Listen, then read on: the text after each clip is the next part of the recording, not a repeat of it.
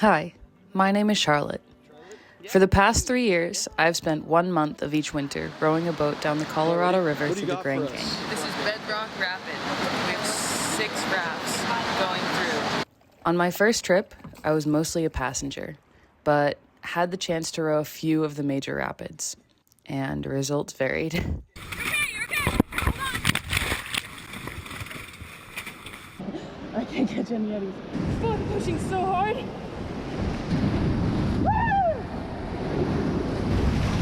Eventually, I figured it out a bit more, and on my second 2 trips, I rowed the full 280 miles as a boat captain.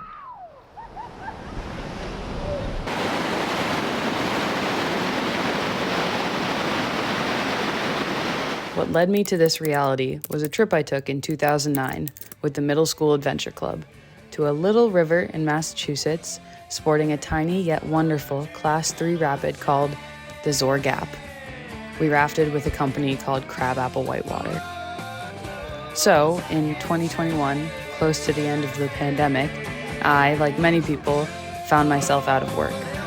I took it as the perfect opportunity for me to find myself again.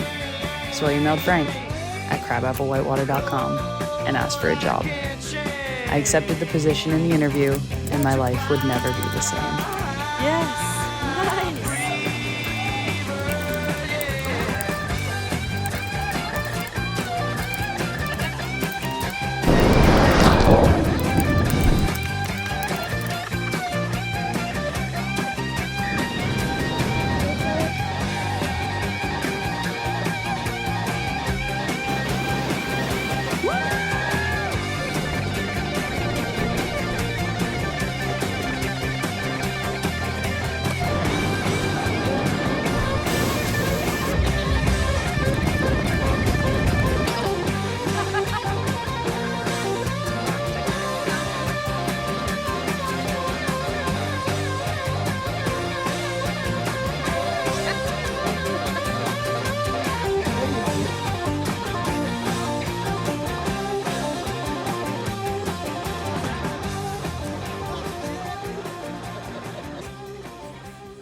So the last Grand Canyon trip I went on was with many of the Crabapple staff, all of my friends.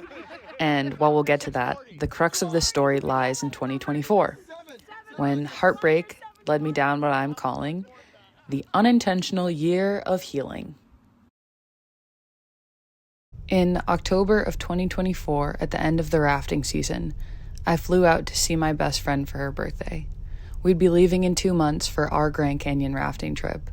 I had been invited by a man from my previous trip, and just days later, I was able to invite her as my +1. It was really special to me to bring her because I had taken her on my first ever commercial rafting trip. I had taken her rafting a bunch of times over the years, and now I would be taking her down the Colorado. I knew something was a little off when I got there, but it wasn't until my last day on the drive to the airport when I asked her what was going on between us. She told me I had lost my sweetness. She hadn't wanted to be friends with me for over a year, and in fact, she told me she'd found a new best friend. What had the strongest hold over me was this feeling like I had no time. We had 2 months before the grand trip. I was in the middle of applying for a job I really wanted, which meant I was prepping for 3 different rounds of interviews. When I left her, I would be flying to meet my boyfriend, his family, and our bosses in Vegas for his birthday. And I wouldn't be returning home until a month later because I planned to visit my old friends and coworkers in San Diego for the month of November. As I stepped off the plane, I was going to be picked up to take my second round interview for my boss's hotel room at the Cosmopolitan. I had planned myself into a giant cluster, which would have been manageable and probably enjoyable under normal circumstances. But my best friend just told me she didn't like me anymore, and hadn't for a year. The words rang in my ears. I wanted to cut you out since last November. My mind screamed, why did you accept the invitation then? And that, in a sense, was the beginning of the end. I texted her the next morning asking if she would back out of the trip. She told me I was being selfish and said, rescinding the invitation went against everything I stood for, reminding me that my master's degree thesis had been on access and opportunity in outdoor spaces.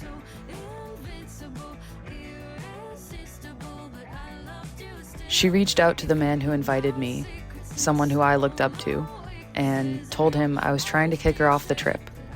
She screenshotted and sent my angry text to everyone. 14 strangers now only knew me as a selfish bitch. She texted me this and then blocked me. I hope you can just try to make it good for everyone on the trip, as I will. Looking for advice, and naively, I suppose, for someone to listen to me, I called the man who invited me. Everyone loves the canyon shower, he said. He told me they wanted my friend on the trip, and if I had a problem with that, I had two options: chill out or drop out. I should have dropped out. But instead, I groveled. Nobody had to force me to believe it. I believed it. I was just the jerk trying to keep someone off the canyon. The two things were entwined too extensively now. I couldn't be sad and hurt without also being the person withholding this place from someone who just wanted to see the canyon. Well, everyone tells you to keep a journal while you're on the Grand Canyon. I didn't have one, but I do now, and I've spent a year filling it. In the journal, I tried to let out all of my emotions, feeling like I had been used for a trip, I had been taken advantage of, I had been unceremoniously discarded, not only by my friend, but also the man who invited me. I was trying to make sense of it all. At what point had she decided she was going to raft the Grand Canyon, no matter how long she had to pretend she still wanted to be my friend? When was she planning on telling me she no longer liked me? The takeout? As I reflect on the trip, I think about this quote I heard. The more you encounter moments you need character, your character develops. I didn't know how to handle it at the time, and I'll be the first to admit I didn't handle it well. Or I would have been the first to admit it if it hadn't been told to me by one of the women on the trip. She pulled me aside at the takeout after saying goodbye and whispered, "You ruined this trip. You ruined it." Have you ever had your knees give in and the wind knocked out of you at the same time? I found my seat in the truck waiting to take me home. To say I was stuck ruminating on that feeling would be an understatement. That feeling was running 24/7 in the background, like a computer virus. It infected every part of my life. I closed myself off, shut myself up, and for the next 4 months, just existed. That is, until my friend Marge pulled me out of it. Marge, with no great intention of doing so, just 80 years of built-in wisdom, summed up what I was experiencing and put some control back in my hands. I told her what had happened on the trip. I told her about my best friend. I told her about the woman who told me I ruined the trip. And she said, "No one can teach you anything. Only you can decide to learn something." Hours later, I emailed her, asking her to repeat what she had said to me. No one can teach you anything. Only you can decide to learn something. I had spent a few stagnant months feeling sorry for myself and being nearly inconsolable. But Marge helped me that day in more ways than one. See, Marge taught me something early on in life. From age 13 to 30, she has always taken me seriously. I knew, in the eyes of this woman whose trip I ruined, I was both too young and too old to be acting the way I was. What 30-year-old cries over losing your best friend? And what 30-year-old doesn't respect her elders? This one, I guess. So to that old lady whose trip I ruined with my rage, immaturity, and insubordination. I get it. You got your marching orders and you have to do what you have to do. But you don't have to be such a dick. Put that on a plaque and hang it at your next job.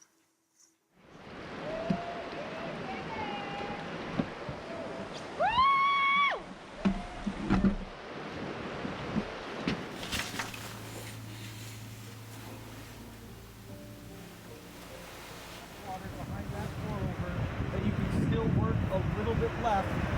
You're not going completely into the ship. I know lessons are hard, So if you get just like rapids, but when you're screwed up, don't say fuck and just point it downstream. Pull, because you still have time before you square up, right? I promise you, it's going to get better. It is absolutely inevitable in rafting and in life that someday you'll find yourself somewhere you didn't want to be. Square up, square up, square up, right? I truly believe that the point is not to hide from these experiences or to shy away from the pain of hard times, but to fully embrace it. And then at one point I said to Emmanuel, what is my work? What should I be doing on Earth? And he said, Ramdas, why don't you're in a school, why don't you try taking the curriculum? He said, why don't you try being human? You know, I'd never thought of that.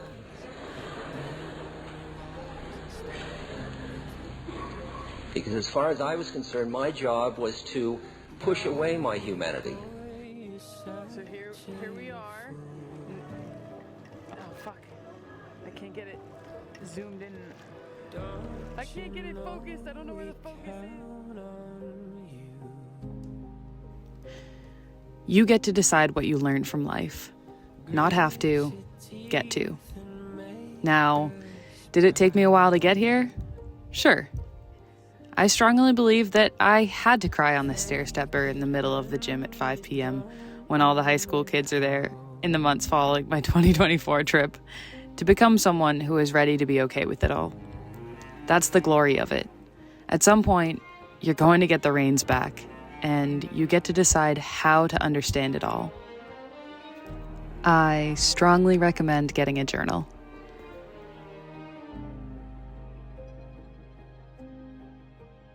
Is your brain singing songs to itself? Are the miles calling for help? Do your words taste real when they're belted? Does your mind feel good when it's melted? We're all here when you are not. And if you get really lucky, something else I've learned from rafting, you're gonna find friends who you can rely on. And they'll help you as you weather the storm. Run close, not like right on top of each other, but run close enough because if something happens to someone, you need support from everyone else, okay?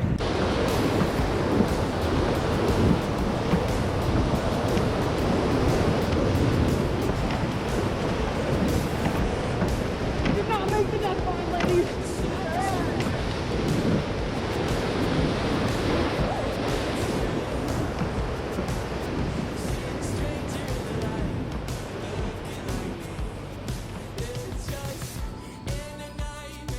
Roger, any supporting words for Ethan's Fuji's run?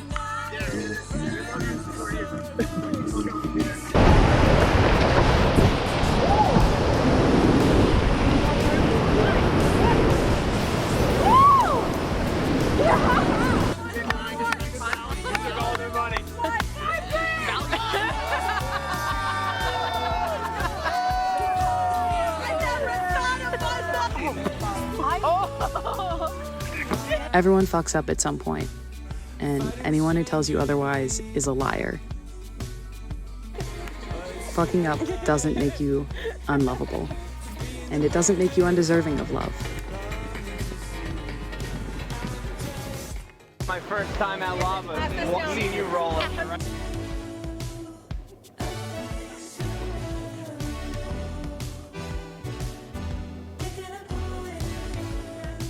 This is a video.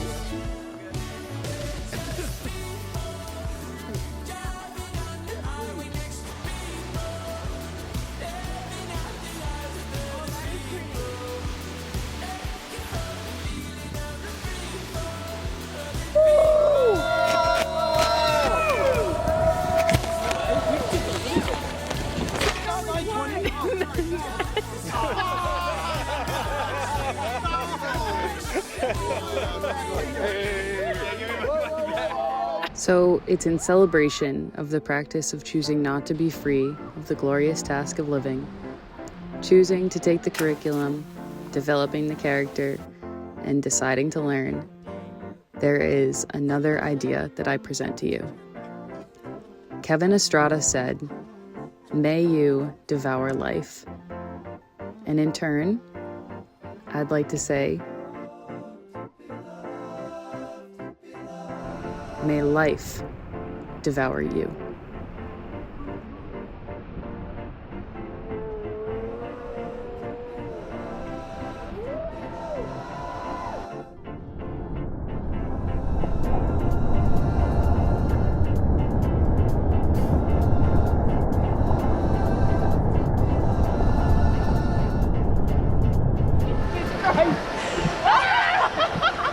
And now, believe it or not, it is May of 2026. I have done 3 Grand Canyon trips, rowing the full 280 miles for 2 of them. I've gone with strangers and with friends. I have had good lines and bad lines, and some great lines. I've had summers in between where I've gotten to be a raft guide and basically live in an adult summer camp. I've made more friends. And yet, I'm not over 2024. I'm still hurt, and I'm still sad. Recently, I was FaceTiming with my friend Taylor, talking for the 100th time about how badly hurt I was for my 2024 trip. How I was failing to let it go as people had told me to, failing to get over it. I told her I couldn't make a video about the year of unintentional healing if I hadn't done the healing. I would be a fraud. And she said, maybe that's the lesson, to live while you're hurting, to still live while you're still hurting. And that's okay. So I renamed the journal, The Unintentional Year of Being Human. Thanks for watching. Last day, second to last day. We made it. By Grand Canyon. They're coming. If you build it, Frank, they will come. Thanks for the beautiful time. Be back again someday.